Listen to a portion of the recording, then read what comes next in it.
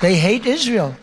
They hate Israel. And if you would have told me 15 years ago that that was possible, Jason, I would have said there's no way. هكذا عبر ترامب عن انقلاب الشعب الأمريكي ضد إسرائيل. It's the first time in history. This is the first time ever that a majority of Americans now side with or sympathize more with the Palestinians than they do with Israel. It's impossible to overstate how stunning that is. If you had told me that was going to happen even 5 years ago, I would never have, I would have thought, you're living in some sort of parallel universe that I've never visited. Israel has lost this PR battle so badly. When you look at the numbers, dude, like I saw one poll the other day that said it was pre-October 7th. Who do you sympathize with more, the Israelis or the Palestinians? Back in October of 2023, it was the Israelis by 48 points. That was the standard in America. And the latest poll had it +1 for the Palestinians. Look at this shift. Now we're talking about the Palestinians by a point. I looked back at every single poll that I could possibly find since this question was first asked in the 1980s. This is the first time ever in which the Palestinians had any sort of lead on this particular question. It is very clear that this war caused a historic shift away from the Israeli position in the Middle East conflict and towards the Palestinians. A 50-point swing in a poll is something you almost never see. Like in any issue. They didn't seem to realize what the effects would be of committing in front of the whole world, where everybody, including people in Gaza, have cell phones. They ban the international media, but you don't even need the international media. The people of Gaza, as poor and deprived as they are, could show the world themselves what was happening. And Larry Ellison can buy the entire internet, and I doubt that there's going to be any substantial reversal.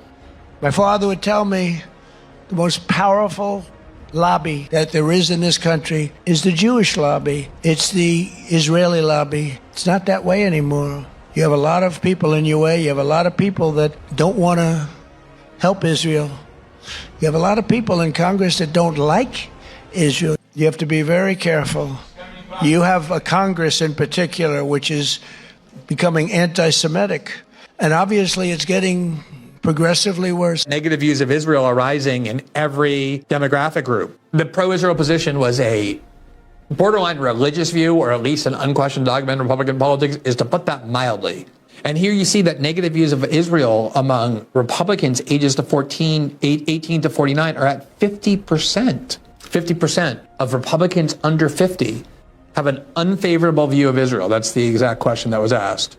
Of all U.S. adults, it's gone up from 42% in 2022 to 53% in 2025. A majority, an absolute majority. Among Democrats, 71% have a negative view of Israel. This is a massive sea change. And if you're Israel and you see this, of course you're going to panic. You know, you've been accused of being a war criminal. That if you went to go to several countries in Europe, you're going to get arrested. This is not just mad campus radicalism.